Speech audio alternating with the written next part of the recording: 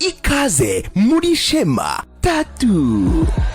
Muri Shema Tattoo niho hantu honyine bagufasha kurimbisha umubiri wawe mu budasa bwa tatuwaje zikoranye ubuhanga, zikozwe n'abahanga. Tugufitiye serivisi zirimo gukuraho tatuwaje, gutobora ndetse no gushyiraho iz'ubwoko bwose. Icyifuzo cyawe gihabwa agaciro. Shema Tattoo duherereye mu mujyi munsi ya Centenary House mu nyubako yitwa TCB muri etaje ya 3. Ku bindi bisobanuro hamagara nimero ubona kuri screen yawe. Shema Tattoo, your beautiness is our pride. Shema Tattoo. Yes, this is Shema Tattoo. Uyu munsi ndi kumwe n'abavandimwe banjye hano, MAVIDE and PAZZO. Abatipe rero ntago nshaka kujya mu bintu byabo direct ari ngiye byigiriyemo niba bagiye kubitwibwirira. Ndashaka kubanza ndashaka kubanza kubabaza sibyo ino dio yanyu mwayitekerejeho mute mwebwe MAVIDE and PAZZO urumva muri comedy hano mu Rwanda umaze kubindi bintu. Ino dio ntabwo twayitekerejeho. Oyase Ntabwo twayitekerejeho cyahubutse. Habayeho kugikubaho kwa James Comedy yatangira byuka ari kwa 3 2022. Uyu nguyu we yatangiranye na Mercy bari n'inshuti bakakuba baje kuba ibintu bya recording session. Nkuko twazamo hano tugafata video hariya bari kuri recording bakaza uploadinga kuri Instagram, YouTube biki. Yes. Noneho ngenda bibonye kuri Instagram ndabyukiye Mercy yari yavuga ngo bari blague y'imbwa. Imbwa ngo buriya ngo zirahenze ibi. None nahise mwandikira na mbwa ati Mercy umuntu ya training gute James kuko nyina nakundaga urwenya. Nagaruko nayo ndushoboye nakunda urwenya. Noneho ngo ngiyeyo mbona abafandimwe kwa kuri muhura nyine wa love following namwe ibintu byose ku mbuga zose. Bimuje amarenza gusanga kuri avuga ikigani. Sando kuri ikigani yakoze wabonye ya blague Patrick Salvador yasoreje zo bundi. Avuga ngo mumenu koro iskwaro ngo ikane cyane ira boro yari yakoze kuri TikTok. Niyo cyane akira boro nayibonye numva arantu nyizi numva meze nk'umuntu mo kwisubiramo kumbi ni hino muji. Oya we yarayikoze ahubwo uyu nguyu yakoze TikTok challenge. Urabona ko bajya kuri TikTok bakora challenge. Ubwo rero mbonye ikigane kuko nahite n'inzozi kuko mu Rwanda buri haba mu duo ariko kuva 2022 kuva MAVIDE and PAZZO twaza man amadio yani yego yabaye successful akora amashow yabo bigomba guhinduka iwacu comedy ariko man ni performance badukurikira sha cyokoze. Ndashaka kwibaza PAZZO yinde ku giti cye ibintu bya comedy byakujemo ryari watangiye kumva ko nyine wava gusetsa abajama bagenzi bawe no bikaba akazi ryari wareka kuziterera mu rugo kazi n'ubije kuri usibye ko ngiyewe nyine nshobora gutekereza ikintu mu blague wanareba gutya turi hano ibishushanyo biri hano batekereza blague ngatekereza nyine ikintu kiri fun direct cyane ntabwo ndi umunyarwenya wadanye sinkubeshye kujya mu rwenya sinkubeshye ni nkoko nakubwira ngo ni kwa kunda urubyiruko wibaza se maze kwiga ndakora iki ukabona aka opportunity kaga platform ahantu nihangira imirimo nibyo babwiye. Ntabwo ari ukuvuga ngo ni talent buri unakurikiye kuva na kiranye na MAVIDE dukorana ntabwo ngi nari umunyarwenya ufite energy zadanje kuri stage ariko tugenda dukora nyine ibintu ni experience hanyuma MAVIDE maze kukumenya utuntu twinshi ariko hari character yawe nakunze bro kora ku boro uvuga sibyo nk'agasaza ukuntu reka nigushakire dukubita ka brage urasa PAZZO gato ukuntu arafura kiri gute wagira ngo ni igihuru twicaranye abantu babyibushye ntimubyumve nabi reka nk'urugero ratashema sibyo nk'ubu umanutse turi muri etaje ya 3 manutse nkagwa hasi bakumva akantu ariko uyu mujyama yaturika uri MAVIDE therapist uri ubute kuba ungana gutyo maze imyaka 2 muri kariyeri ubona amafaranga ariko ukabunanutse iyo uri mu bantu bavuga ati we bishaka kuba urwaye uriyumva uti nabwira abantu banyeka ko mfite ubwandu itari sizihenze rata sibyo ko hari igihe njya muri douche nahora gushyira isabune nkakubitana komeza none abantu babarara nk'abo ngabo rero baragiye bafungwaho kubera yabitwa hanyuma MAVIDE. Oh, comedy mu buzima bwawe ni iki waduhuye usobanura kuri komedi aba yawe? njye rero igisobanuro Pazzo ni umuntu umaze kuba umuvandimwe agakira umuntu dukorana gusa amaze no kugira amahirwe yo kugera mu rugo mvuga hano kure byatari nawe ni kumutaba gwese ni hirya yatabaga none ubona kunzi ingegera zigafata none se igihe kintu ndimo ndibaza gute umuntu ava mu ntara bro sibyo yakure nka Pazzo nane nka MAVIDE sibyo akaza kakadufata ariko waravukiye Kigali y'umugeri cyakaka bari kumenya ubwenge ntabwo wajijuka abana bari imyumbati nibo baviriye bari kuri yati uzurume umuntu aba yaraciyemo ajya ku ishuri mu gitondo nabo uri ugiye kugera muvandimwe ngo umushumba muri James ukamenya aho yavuye azamugana umushumba aturuka he? umushumba ntabwo ni uvugana turuka kuko umushumba aramuji ndamukema aramuji ejo niragiye kunsirereza ariko aranswata urumva amaze iminsi andwaye yaraje arahengereza muri James Cause ko mbanicaye imbere ahengereza arambura kumbe nge namoye nicaye zamuha brage kuri SHEMA uranje ndi umuntu ugira brage nyinshi uzaze bagutera brage rero yari nyambata ngira brage ko ndiko ariko ni sawa kabisa no kariyeri yanyu man turayikunda kabisa turayikunda ejo twarabonye mu Nyarwanda twasiretse imyaka imana uzi kugira ngo abantu buzuri babura aho bicara ako SHEMA Tattoo nawe nubwo ari umuvantara ubwenge ese kandi Kigali saa 10 ntabwo byakuzinduka man reka nkubwire hari aboro nje nabanje kureba Emira postinze imwe kugiye postinga hanze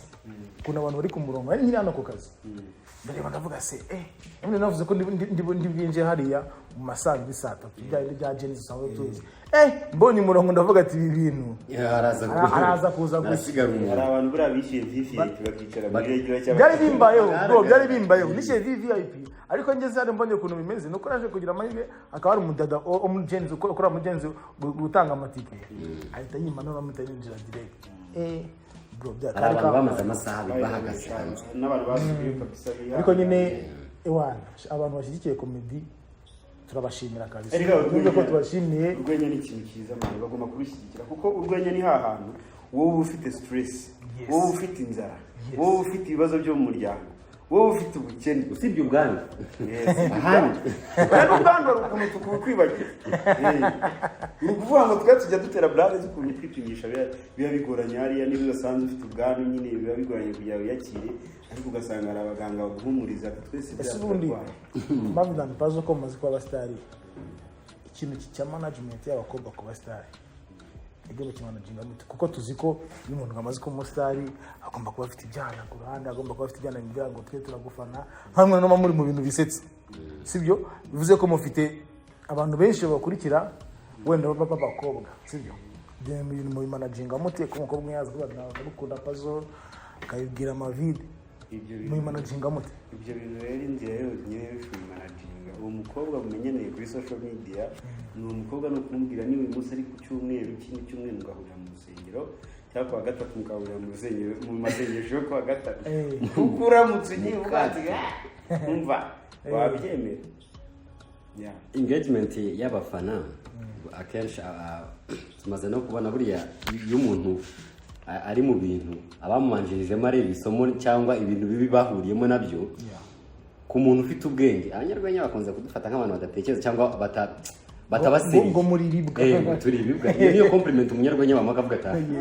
inshingano zanjye nazikoze ariko iyo umuntu akubwiye ngo uri ikibwa wowe uba watsinze wowe uravuga akazi nkora kandi ndimo ndagakora kameme nabaye imbwa neza ukoze cyane uzi kwitegereza no management y'abakobwa cyangwa se engagement y'abafana akenshi usanga hari abatubanjirije babigiyemo sindi buvuge ndimbati kameme n'abandi sindi bavuga ariko iyo umuntu agize ingaruka abantu babyibukira impamvu ya ndimbati nirasaga kandi nabyo bigahurira na kariyeri n'abandi tuzi twese kubona umuntu w'umusitari kandi uzanarebe inzego z'umutekano iyo uguye muri iyo case baragufata kugira ngo ube urugero rw'abandi ewana bakagukama kabisa ku buryo n'abandi bahurira bakavuga ati bya bintu biri seriye niba wakoze icyaha cy'imyaka 6 rero ngewe guhamwa nagaba ari mu guhotera umuntu oya ni ugutanga isomo, iyo ni blague ariko aba ari gutanga isomo kugira ngo abasitari bari hanze hano bafatirana abana. Ubundi umusitari ntabwo uko niko man star ijambo star bisobanuye inyenyeri. Ubwo rero ko uri umusitari uri inyenyeri imurikira abantu ugomba kwitwara neza. Ibyiza ukoze abandi bagenderaho, ibi ukoze nabyo barabikurikira. Rero usabwa gukora ikintu kimwe. Njyewe ntabwo abanyarwenya nabo naje ba muri generation Z, Gen Z community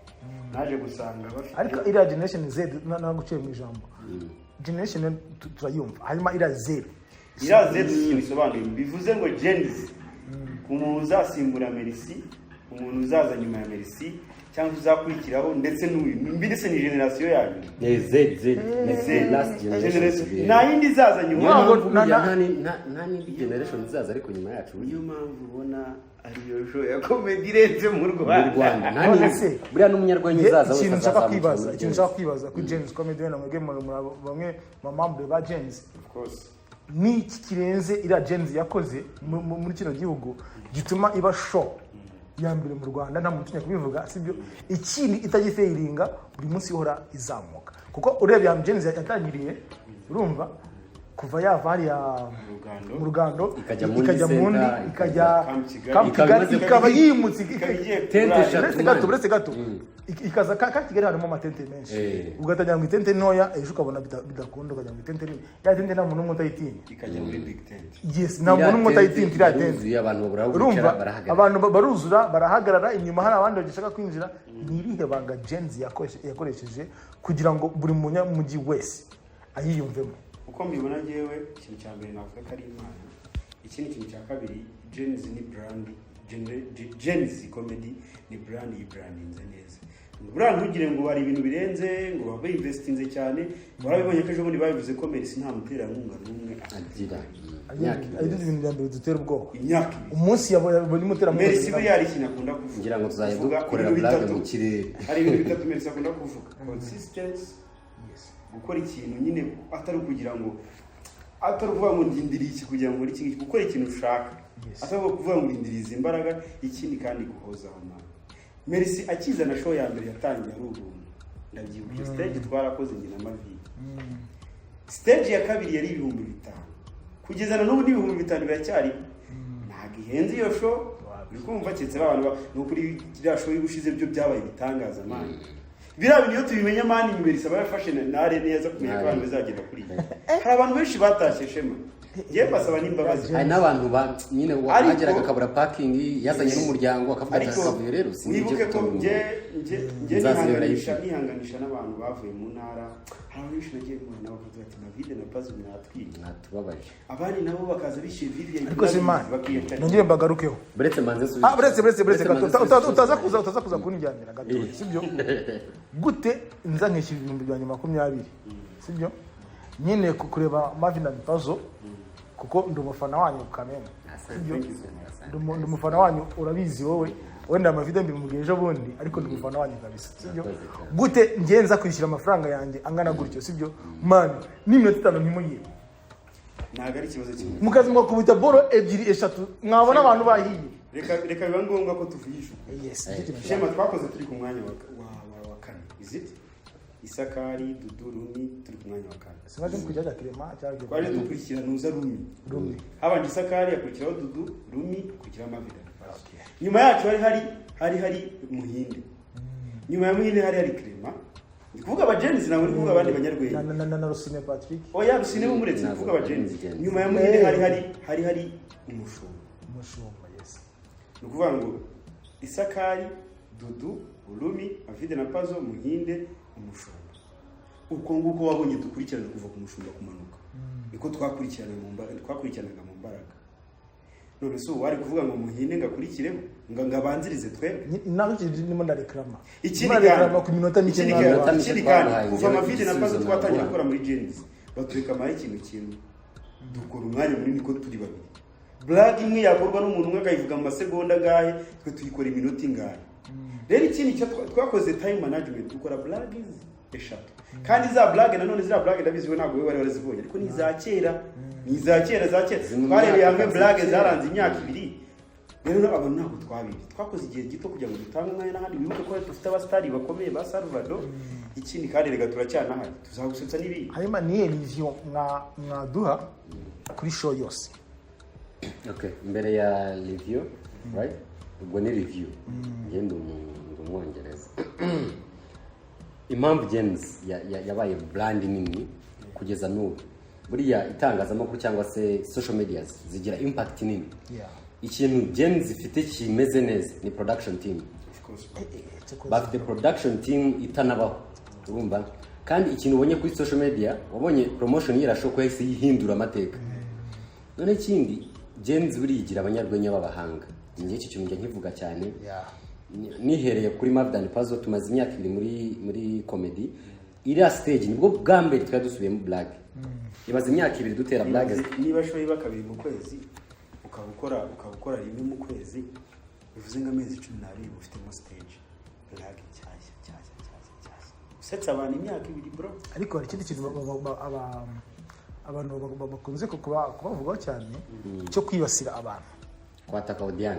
audience sibyo? Akenshi bakavuga ko no content yanyu Ni ukuvuga ngo ubungenzi abanyarwenya pana MAVIDE and PAZZO. yes nimo ndavuga James Munusange, sibyo? Urabona hari abantu twita ko ari bifura, bavuga ndimo ndababwira gutyo mu inshuti zanjye na mesi inshuti yanjye hari ibintu numva inyuma, sibyo? Kandi izo feedback zo zidufasha. Yes, hari abastari batakiza hariya bitewe n'iki no Utanagiye kuri Israel mbonye yakundaga comedy tunatangira mu rugando ko ibaze mu rugando urakoze no umuntu ashaka kukubwira ejo bundi mbonye yavuze tuba turi kumwe avuga ko nyine tu boza ni nziza ariko uburyo mwibasiramo abantu biri negative, sibyo? Ariko bica abantu intege kuba batagaruka hari ni iki kibitera wenda kuba umuntu bamutira brag nk'umuntu Shema ushaka kuza kwanira brag na ribi, urumva ko n'umusaza nkunda comedy akenshi ubuzima bwanjye ni comedy, urumva kuba njye wavuga Shema ko nta kibazo, sibyo? Ariko undi muntu ku ruhande ushaka kumva nk'icyo kintu akavuga ati barabaci rero birenga ko ataka umuntu ku giti kintu kajyana muri famille. Niye mpamvu bigenda gute? Ikihe kintu navuga kuri ibyo bintu reka ngo example uno munsi uramutse ufite umuvuno ukoresha ukagukorera muri gushushanya atatu. Yes. Wawukora cyane kugira ngo ubashe gukurura abantu. Yeah. Sibyo? Yeah.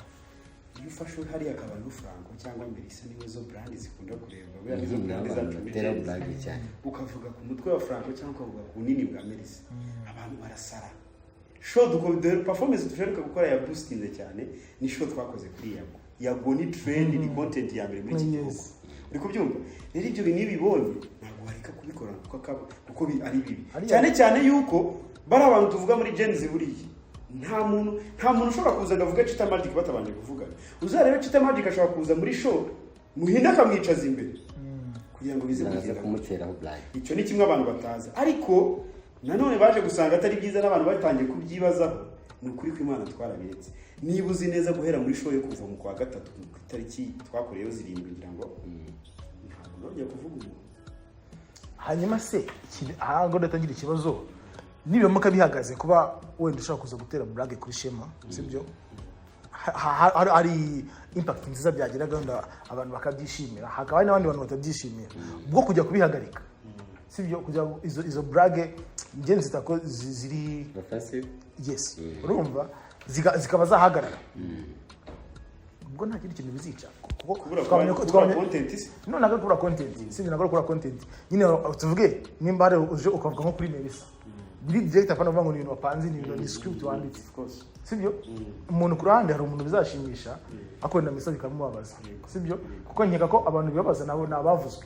ntago ari audience, sibyo? N'abantu bavuzwe byo nta kindi kintu bizica ku bafana kureka kubivuga se. Yes. Nta kintu bizica ko twarabiretse. Wabonye show yo kujya kuya celebration nigeze uvuga undi muntu niba arakurikiranye blague neza byo ntabwo ko ikibazo cyane neza. Njye reka musubize ntabwo bizagira impact kuri blague kuko buriya umuntu akora improvise, umuntu agutera blague kugira ngo azamure audience. Buriya stand up no kumanaginga audience na mood bafite kuko ataka no kugira ngo connecting na audience, sibyo? Bivuze ko ninatera blague kuri audience ngo du connecting amenye ko turi na kumwe nzaba meze nk'irobo, nzatera blague napanze ziri scripted ntizibe na fan ntiziryohe cyane nko zakaryoshye. Ikindi kintu nzi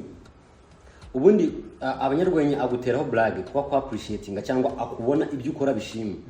Njyewe kuguteraho blague Shema nuko ibintu ukora mbikunda, ndimo no kuguha iyo spotlight kuko iyo nkuvuze n'umuntu utari kuzi muri sara arakumenya. Spotlight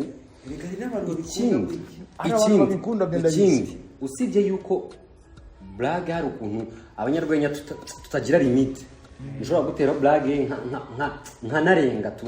nkavuga ikintu kitari ngombwa, ariko ubundi gutera blague ku muntu uri muri audience no muri Amerika cyangwa n'izindi show zikomeye bataka abandi. Usibye ko twebwe tutaramenya, tutaraba abanyamwuga cyane ngo tumenye nimba agiye gutera kuri Shema Tattoo, sinze kuvuga ngo ngo ugereranyije Shema ngo umubyeyi, ubundi umubyeyi ni out of limit. Ntabwo byakabaye ikintu cya mbere barekrama murabaserereza mukagira no ku bana babo no ku bagore babo. Icyo ni ikibazo. Aho ngaho niho hantu mudahurizaho na audience. Which byahindutse ngo Pazzo yarabikubwiye. Hari buriya tugira mu boss mwiza Mercy no muntu ewan ugira discipline, anakunda discipline. Niyo tugiye mu mari haso zaratubwira ati rero mugerageze mutegura ibintu byanyu, mwirinde gushyiramo abantu kuko akenshi umuntu aba yaje kwishima pana kuba topic. So mugira ikinyabupfura kandi nawe buriya uzanareba umuntu yagira discipline, society hari uburyo imwakira, hari uburyo imufata neza. So ngiye kintu nakubwira ibyo bintu bizashira, of which bimaze no gushira, kandi abanyarwenya impamvu tunakora tugakomeza dukora turi abantu bazi kwiadapta.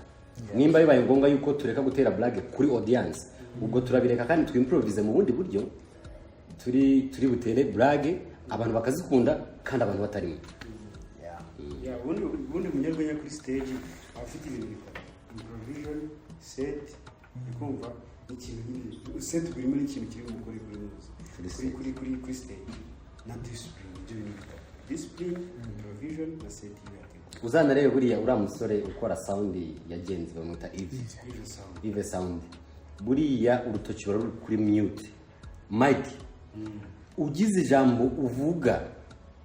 like riri out of ridakwiye muri society ridakwiye bakummuting. Buriya tuba turi kuri discipline ya gisirikare, ugomba kuvuga amagambo abaze ku buryo nyine amagambo tuvuga niyo turanga. Iyo uvuze ijambo ritumvikana n'ubwo umaze kuba big ariko ntabwo wahizuye ngo ivuge ibyo ushatse byose. Hanyuma sound abari kuri mute ku buryo uvuze ikintu kidakwiye umva bakumutira. Kandi twavuze ngo umunyarwenya afatwa nyine nk'umuntu w'imbwa, sibyo? Imana kuvuga ngo wakibwa wowe Pazzo uri ikibwa, wadusekeje uri warubwawe, kumva urishimye. Muri Gens iri akuru yanyu yose ni ihembwa izikuriye. Wavuga nyine namwe mwemera ububwa bwe muri blague ze. Abantu basetsa bari seriye, n'abandi basetsa bari nyine ari ibibwa. Sharika mu bizo sinavuga ngo kira shangiye muri acting, muri jokes, nyine kuri byo blague delivery ngo MAVIDE ni ikibwa. MAVIDE ni ikibwa twabuze n'ikintu dukora tubona byanze igoranye ngo tubibanze kuri stage.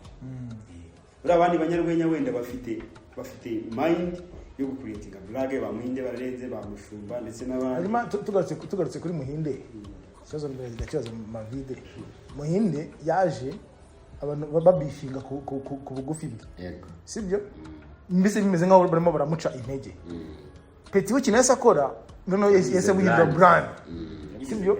Bituma abantu bagufi twese tugendera abantu, urumva? Urumva? Twumva nyine tubaye proud, sibyo? Ese ko none nta kintu bitwaye nuko bijya muri society ugasanga byabaye ibindi. Hanyuma kuri Muhinde ku brandinga brand y'ubugufi cyangwa se kuba wamusereza ngite mu mutwara bwowe akisirereza, wowe ubibonamo niziye mbaraga zibirimo muri comedie? Buriya rero ikintu cyiza abanyarwenya, umunyarwenya hava akageragira umwihariko, sibyo? Nimba ujya unabona njye na Pazzo turi kuri stage, ngegera outfit njya nambara kuri stage yaka box ni kote like iyo umuntu abibonye ahita amenya MAVIDE kila kitu niwe nta wundi, uwo n'umwihariko. Noneho na ya majwi bavugaga n'ibiki, uwo n'umwihariko. Noneho Muhinde kuba we yafata ubugufi akabugira brand, ni umwihariko wa muhinde niyo undi muntu mu gufata blague tuba twumva ni za muhinde urumva bivuze ko yari brandinze niyo muhinde ateye blague y'ubugufi tuba tugomba guseka kuko twarabimenyereye kandi agira blague ziri heavy ku bantu bagufi akenshi stage ye cyangwa na set ibiri ku bugufi mwende n'ubyo byivugira ati ngiye ubugufi bumaze kunkiza bumaze kuma si so gufa rero muhinde ni comedian n'umuhanga anaza muri Genzi yaje adusangamo atera blague zisanzwe abantu bamaze kumuserereza afata umuvuno w'ubugufi bro umaze kumuhisha iyi platforms nini asigara umunyamakuru ku ishusho nyine ubugufi burimo bamutwara ahantu harehare ariko nawe nabonye warinjiye itangazamakuru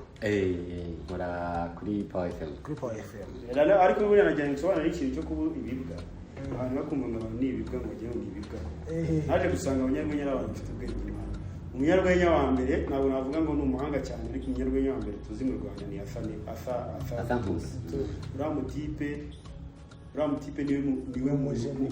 mu event hoster niwe mu coordinator wa events mu Rwanda w'umunyarwenya abandi bari so formal political ariko ntago ari bo hosting izo board ni umunyarwenya hosting Kiss FM ni radio ya mbere mu gihugu ikoraho rusi buriya se ko niyo ya mbere mbona Power FM ari ya mbere okay niba ari Power FM ya mbere MAVIDE n'umunyarwenya kuri Power FM okay sibyo kandi umuhanga kuri ikiganiro gikunzwe cyane cyane ikintu cyo ngiye maze kubona nuko komedi mu Rwanda man na mutayikunda kabisa na muntu okay abanyarwanda bafite ibintu byinshi bibavuna mu mutwe bifuza ko ahantu babaruhukira nahita ngira ikibazo sasa kuri iki ngiki Genzi comedy ko ariyo show mu Rwanda tubona igaragara cyane izindi show aba bagerageza kuzitegura zikaba ejo ntizisubiremo cyangwa zigaflopinga iyo mbona iri Musanze ari zino za comedy night nakibona niye mpamvu Genzi comedy komeza iza buri gihe cyangwa se niki gituma izo show zindi za comedy ziteringa n'izigwa ku kintu cy'umwihariko tuvuga ku kintu cya consistency guhozaho ntugire ngo kuba Genzi comedy buri gihe iba ari uko yitabirwa cyane cyangwa se Merci nyine abonamo amafaranga ku buryo yategura indi next show ari izi show ziba nawe ujya witabira ukabona ntabwo baje kubera ko hari financial problems ko hari izindi show zabaye kwezi gutangira ariko nyine kubera consistency n'umwihariko w'uko twabamenyereje yuko buri wa kane hari Genzi comedy niyo mpamvu Genzi comedy buri continue ikindi kintu Shema tutarimo no kuvuga kandi cy'ingenzi buriya comedy Genzi izina Genzi niyo rivuze wumva Merci sibyo Merci ni umutipe w'umuhanga muri stand up byatari wananze no kujya muri acting aguma muri stand up ugiye kureba background ya Merci n'igihe yatangiriye urwenya man jama yarihirinze no kuba show irimo kuba successful byari bikwiye Merci nangira kumenya nategeka kumenya mu mpera za 2019 twatakaye na 20 nibwo natangiye kugenda amenya umumenye uzi igihe yatangiriye muri ata bakora za Seka Live high school tour muri Seka Live high school tour ko muganira blog itakiba nukubera iki yari nka branding icyo no kuntu bafitaga nk'amabisi bakajya mu mabisi bagenda basetsa mu mabisi boro urebye Generation Z ndetse n'amakomedi yose agenda cyane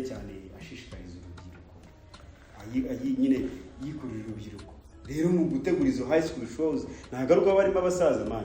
ubwo urubyiruko rw'iki gihe target impamvu n'abafite n'ubwo wenda bashobora kuba batabitekereza urubyiruko rwirwanirije neza urubyiruko rubonye ibintu byiza urubyiruko rubonye motivation urubyiruko rubonye n'imbaraga tu narwo rugira imbaraga kugira ngo rube za mbaraga z'igihugu nyine twifuza so ayo high school tour yose muri Seka Live yarabaye nawe MAVIDE umunsi ugiye gutegura show wategura high school tour ukeneye abanyeshuri wanabinjiriza ubu no so kwera iki ku mashow y'imiziki bavuga ngo abanyeshuri 5,000 ufite n'indangamuntu cyangwa se urubyiruko nyine rukeneye ahantu hose uri kubyumva niyo mpamvu high school tour rero ayo high school tour twagiye tuyakora muri Genzi ndetse no mu Seka Live ndakeka yarabaye kugira ngo bashishikarize urubyiruko wasanga iyo hari umwana ufite impano y'urwenya so nsubiza ikibazo cyawe impamvu Genzi ariyo show ihozeho izanahoraho bayise Generation Z nta yindi generation izaza yindi nyuma yacu completing. undi munyarwenya uzazamuka azazamukira muri genzi nta handi uzamubona ikindi ubwo n'igihe bigiye kuba nka bariyeri ku bandi barriere ni competition nawe nimba muvuga ko na yindi generation izaza nyuma ya gens urumva bango nubona wundi umuntu uzazamura umutwe atari muri gens. none se reka mubaze ikibazo kiri simba kandi musubize sukora akazi ko gutera amatatu turi muri studio yawe ufite ubushobozi n'uburyo wabikora ukaba uri wowe ku buryo n'umuntu wakenera gutera tatu mu gihugu wajya openinga indi shop bagakora under you bagakora munsi yawe ibyo bintu wabikora no zimpamvu nabikora dukeneye competition zituruka ku mpande zose sibyo tuvuge nimba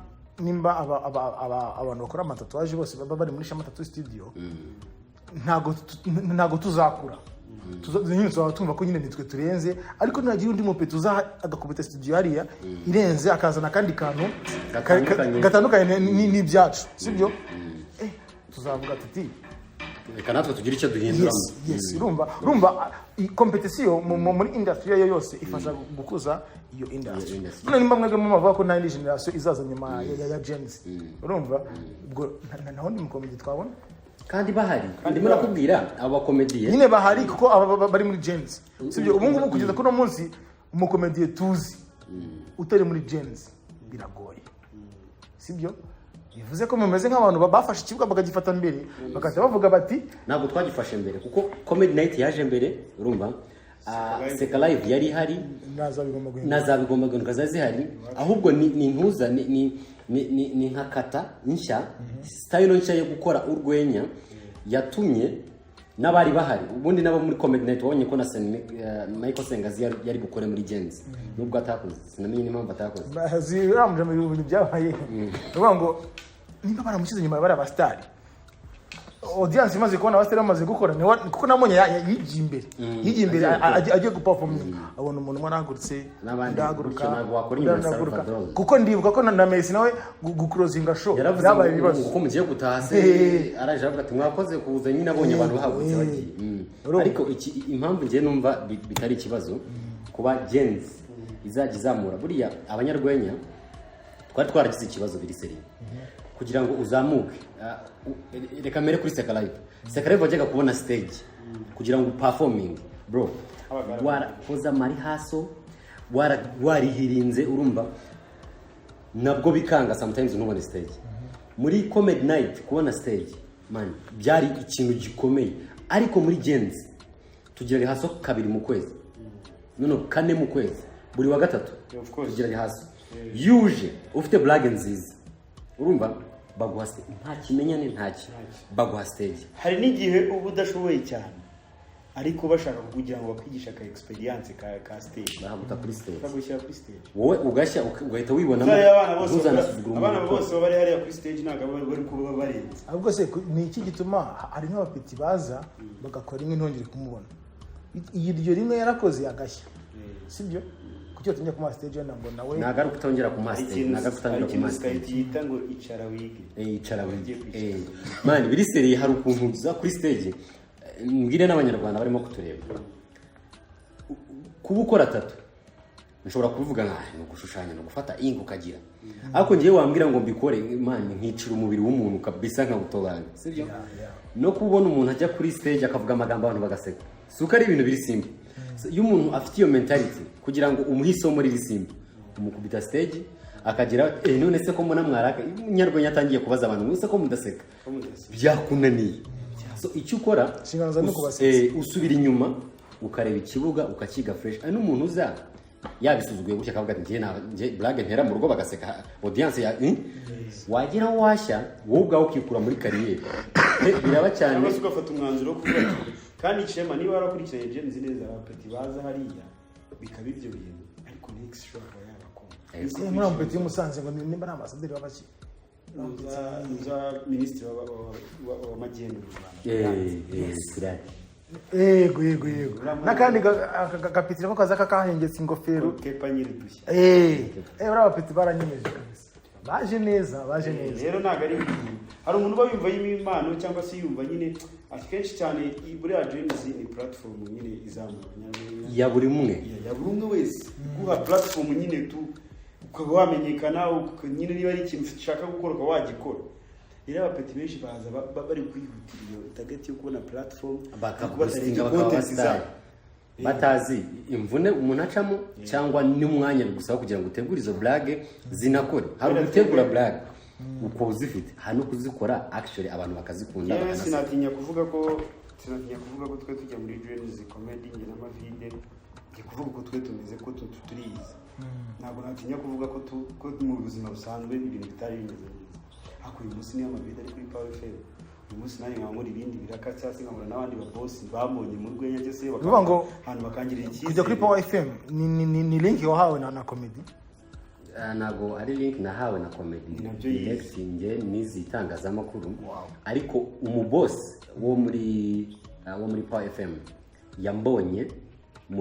yatubonye turimo guperforminga baraduhostinga kuri Power FM nk'abasitari nyine batumiye bamaze kuduhostinga njyewe mpita mfatirana ya mahirwe bakunda ufatirana avuga rero kwanza nimba munanzanye reka mpagume ko impano yanjye ntabwo aguma muri genzi which I'm doing good. Ikindi kintu abantu bagomba kumenya abanyarwenya n'aba entertainer a radio it's an entertaining thing umunyarwenya rero yagiye bigenda neza umunyarwenya ntabwo ajya abura amagambo umugabo Austin Uncle Austin iyo turi kuganira ambwira ko comedy zose cyangwa se brag zose ziri muri comedy ari we muzikuraho sibyo ngo hari comedy mutera ugasanga yivuze kera kuri radio usetu wa leta yayivuze uretse gato ikibazo gitirumba Austin muri comedy muramuzi cyangwa se comedy ze mujya muzumva impamvu nashobora gushidikanya ibyo bintu avuga nubwo ntabyumva nakubwiye ko umuntu ukora kuri radio ni entertainer kandi umunyarwenya ni entertainer kujya kurera kuri radio ukabwira abantu story bakaba baseka kwa kunivugira ejo bundi nari ndahantu zina kumwiga someone was holding a bike ngo pepe improvise akaba yakintertaining abantu bateye story so rero ntabwo bya nabitinda niba Austin of course abantu bakunze kuvuga ukuntu asa indirimbo ze iki nyine ni content erega abanyarwenya tuba dushaka content bura nuko yagaje ashaka kugenda avuga ngo ari yangoye twavuze inyangoye ni promotion turi kumwasaba ariko nyine nawe asubeye content none se MAVIDE ni iki kintu wabwira ku muntu wenda ushaka gukoraho agakomedi gato sibyo akabrage gato we bikamubabaza kandi wenda atari cyo warugambiriye niki ushaka kubwira niye message waha uwo muntu bo abanyarwanda mumaze gusobanukirwa urwenya pe sibyo ntabwo tugifite complex yo kuvuga ngo hari ikibazo umuntu ntabwo ngiye nimba naguteraho blague urumva suko nkwanze nuko nshaka kugusebya ndimo ndakora content kandi nawe ndimo ndaguha spotlight ngiye umuntu nigeze gukora blague ujye umenya yuko ngenda nakuba sinanagwa niyo spotlight shema ngiye kuvuga no guha spotlight mba numva ndimo guha spotlight ari umuntu ukubwira ko we ayifite urumva adakeneye kuba uyifite pe ariko man niyo waba ufite miliyoni 400 ubonye hindi ikaba 400 man sa amafaranga yengereye spotlight rero kubifite hari abantu b'abastari pe banateraho blague ari abastari kuguteraho blague sinshaka kugukomeretsa siyo intention yanjye nimba binabaye abanyarwenya turi abantu bagira discipline umuntu ajya na inbox akagusaba imbabazi urumva ariko nimba naguteraho blague ikakonfendinga n'ubutawa wampa warning ntuzabyongera ibintu si byiza sinakongera kubikora ko tugira discipline abanyarwenya ariko njyewe to be honest umunyarwenya yavuze izina ryawe sagasuzuguro ni respect abagufitiye niyo waba umustar kajana umuntu afite miliyoni 400 z'aba followers yashyiraho 1 yongereyeho si so waba ufite spotlight imeze gute dukenera spotlight nta gihe umuntu abusari kandi ikindi kandi nakunganira mugenzi wanjye uri urwenya ibintu byinshi dukora shema tubikura ku dufite inspiration gukora tattoo yego mu artist mwiza harimo talent yo kuba artist ariko harimo nyine ko hari ahandi babonye babikora ntabwo gukora tatuwaje gutekereje ngo bafata imashini bagashyiramo ink hari ahantu babibonye rero twese tugira inspiration niba umuzungu ashobora gufata microphone bakunda gukoresha microphone zifite umugozi club akaza nta muntu yatekereje tugwe kwa kuri tuza kuvuga Franco na Melissa no rugero ingero za hafi tuguna gukoresha akaba yareba umuntu byibise muri audience akambwira ati you how are you Ntabwo ati se wowe abandi koga iyo ugiye koga nawe uroga cyangwa se ujya mu kinama kuri munini nyine niba dushobora kurebera kuri ibyo bintu tukabona bakurakinga izo jokes okay twarabigerageje natwe abantu babona ko biri offensive kandi bari abanyarwanda nibo bantu nabonye nyine tugenda mu bihugu byinshi twabonye imico y'abantu itandukanye abanyarwanda ikintu kiri offensive barakivana kuko you never know umuntu ushobora kumukomeretsa cyangwa se ugakomeretsa abandi bamureberaho Franco niba afite abafana ushobora kutamukomeretsa ariko abandi bantu bamwubaha bikaba offending so ibyo bintu byavuyeho ariko ikintu twasabaga okay cyane yuko abanyarwanda tukona no kuba ati ni blague dusoza rero ikindi sibyo iyo umunyarwenya ateye blague iri offensive audience ubwayo ikikwereka feedback direct baratuza nawe muri wowe kwigaye iyo uteye ikintu gishegu cyangwa se utumvikana my brother audience bomba ntabwo bayiseshe ikintu nakubwiye ndamubwira ibintu bijyanye na blague twagiye dutera twakoze blague kujya mu ijuru harimo Israel Mbonyi harimo Bruce Melody harimo Bushari harimo yabonye mwongeye muyikora ndabasabye akabone mwongeye mugakora gato bakore oya nyine twicaye kuri ari mara ngiwe ndi Israel nje mu of course abahanzi turi kugira inama yuko baguririmba gospel music yani bajya mu na niyo Bosco nawe yavuye muri sekira ajya muri gospel buriya ijambo ijambo babwiriza ijambo ry'Imana baravuga ati kora ibyiza mu isi nyine bizakuvuganira imbere y'Imana for example Israel Mbonyi uvugize ubutumwa bw'Imana y'ingingo mfite impamvu kuririmba dumbanuzi amashimwe ubwo marayika nareba muri stage yakoze azareba sanga indirimbo z'Imana avuga ati wegire mwishomeze ariko kutuzi background izo z'ibintu ugera uvugaho n'ubundi abantu turabana we bambaza ati sa bitesha ko wakoze neza kakana wari byagenze kutakaza ubu ngo watsindirijwe sibyo haze Bruce Melody nabagira gospel music aririmba ati uri Sunday kuri church ajya mpaboneka counting my blessings amenye yuko amunda kuko tuzi ko ari umuntu usirimba secular music ahigishwa kumaza ati niyo gusa se indi ni yihe agatekereza yabaze Imana ko nateye imitono myinshi abakobwa uhagacibanzireti you complete uranzengereza mama Bruce Melody Imana igutera isereri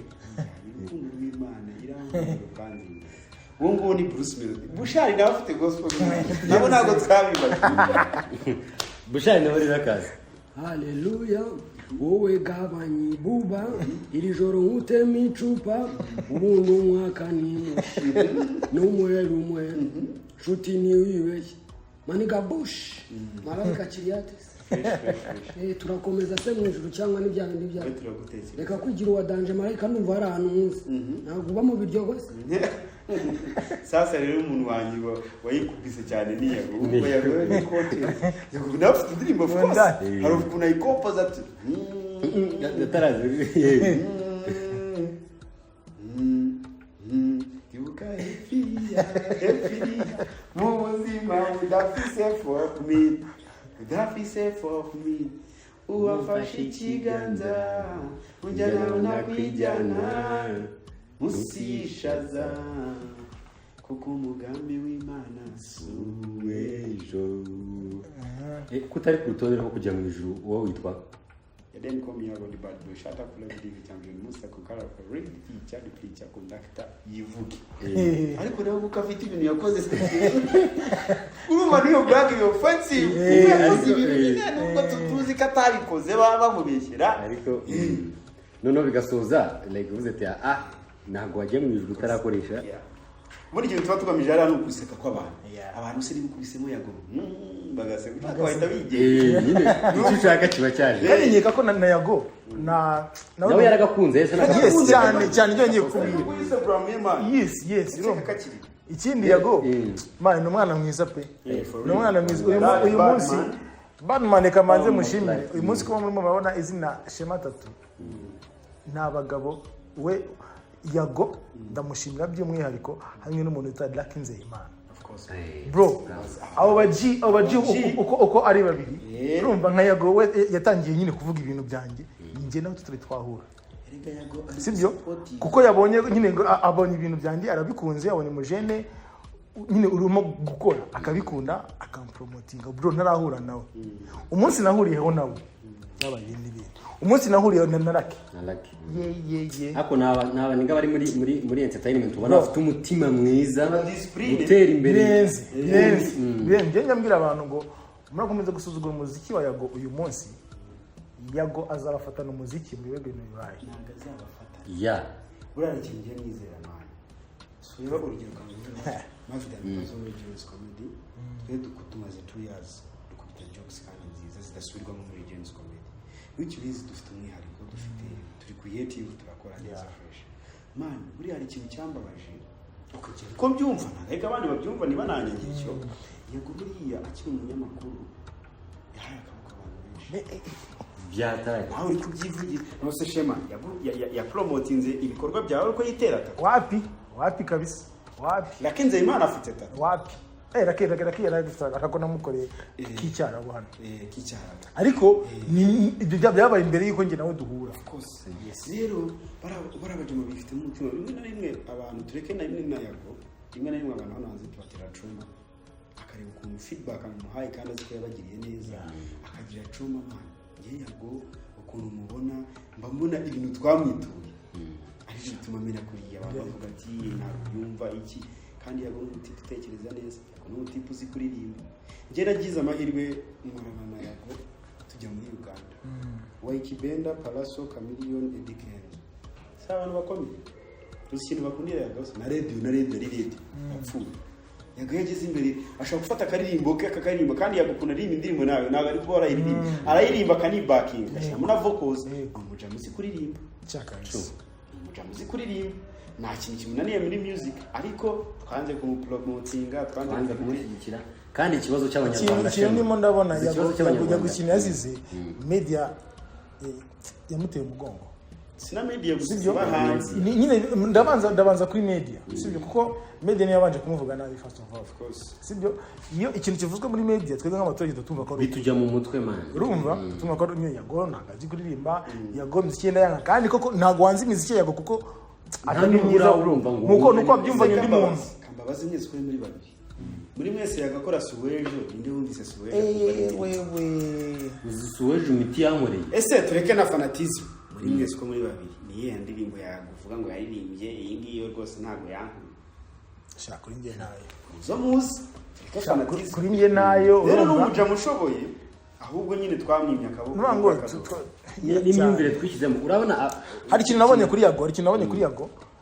impamvu atigeze yakirwa yari umunyamakuru sibyo promoting abahanzi sibyo agiye mu by'ubuhanzi abenshi mu bo yafashije bumvishe ko aje kugira gute bya bindi bakoreraga atari bubikomeze sibyo atari bukomeze kandi kuntu nge Yago namubonye ntabwo yigeze bihagarika sibyo nimba ikintu akoraga cyiza urumva ntabwo yigeze bihagarika kuba yafata umupita akamupromotinga nimba kubonyemo impano ntabwo bihagarike kuko nawe ari muri iyo industry wapi kabisa Yago ntabwo ajya agira ikintu cy'ishyari cyangwa se cyo kutifuriza umuntu gutera imbere kandi ikindi kintu nabonye ku abanyarwanda buriya turi indyarya sorry to say ariko mwizere ko twese tubizi umunyarwanda urabona izi ndirimbo za hip hop mbere abanyarwanda ntibazumvaga muri public ariko yaba ari we kwaje mana bitama kana vibinga yajya mu bantu biririmba n'ibintu baba sibyo na Yago same story umuntu ajya muri public akavuga ati Yago ntagazi kuririmba man yageri wagacuranga indirimbo za Yago ibyo bintu man ndabyibuka neza cyane dukora muri Genzi dukora black ya Yago ayibuke bisikere nabandi bastari nari buvuge ngiye mvuza abo nzi ko nta kintu bangira nyine batanu bifata nabi man twavuye kuri stage bashyiramo ya ndirimbo yari cyashya inyogoye yona mutaro uri kuririmba iyo ndirimbo Shema arimo gufata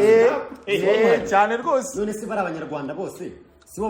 bavuga ngo indirimbo za ngo none se kuki muzizi lyrics zose muzizi bigenda bite biterwa n'abanyarwanda mujye mugabanya n'ishaka nateye imbere ntacyo gomba man mu Rwanda du promoting uruwango nkibaza bigenda bite man uzikeje wenda wowe muje mabita bamutange umuraperi wakoraga kuri televiziyo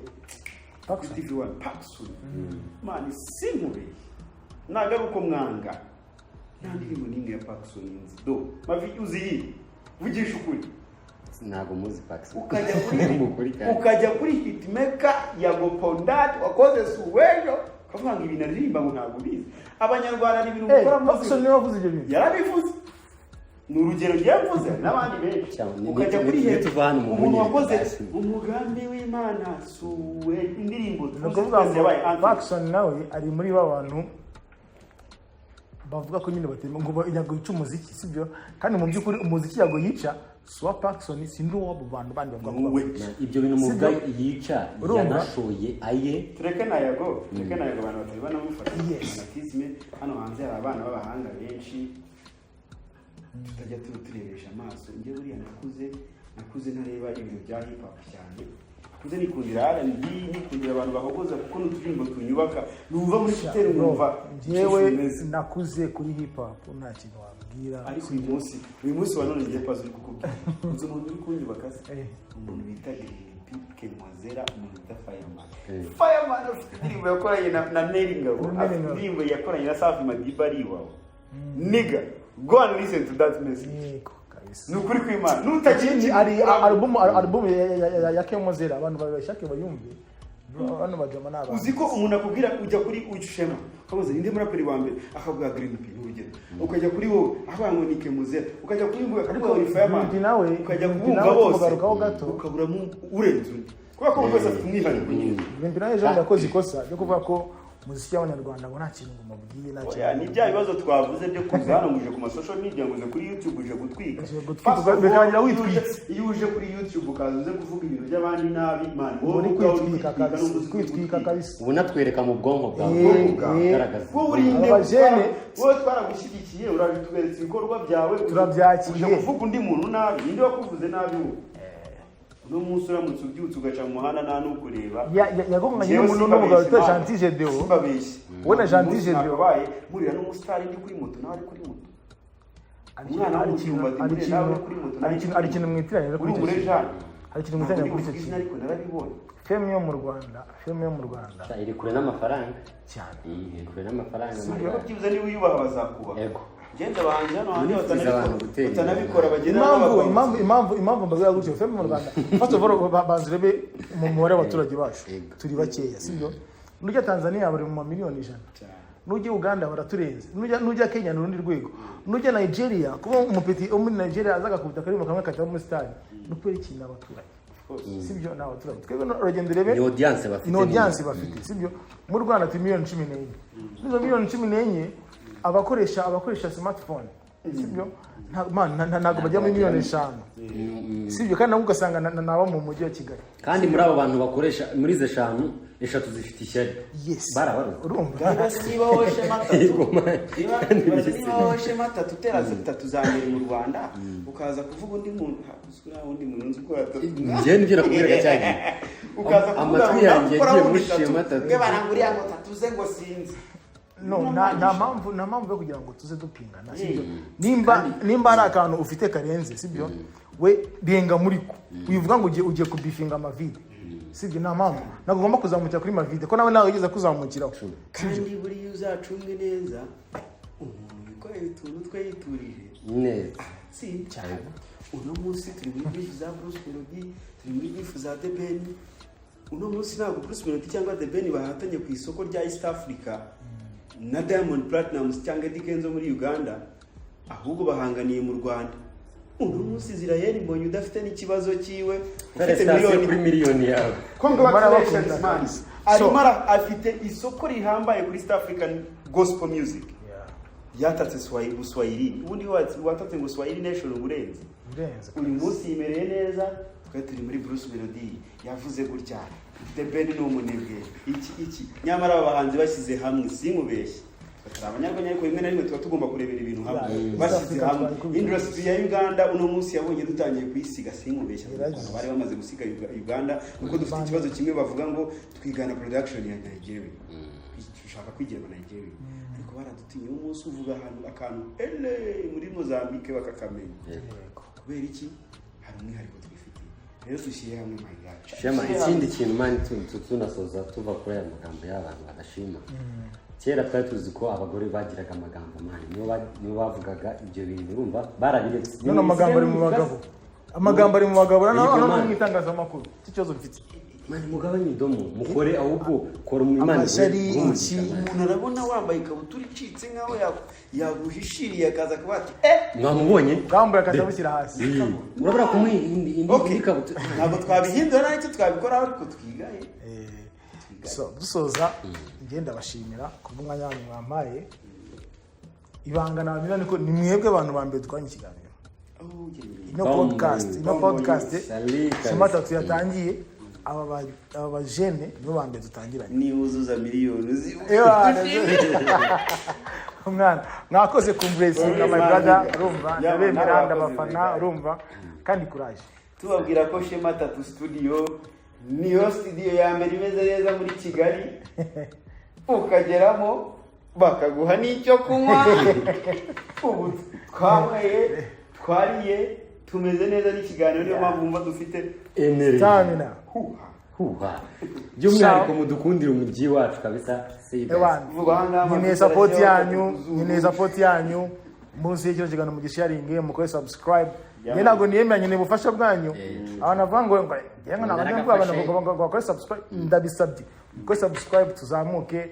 buri munsi muzamubona ibiganiro bya entertainment nta bintu by'amatiku bizacaho hano ngaha. God bless you ndabakunda ciao yamani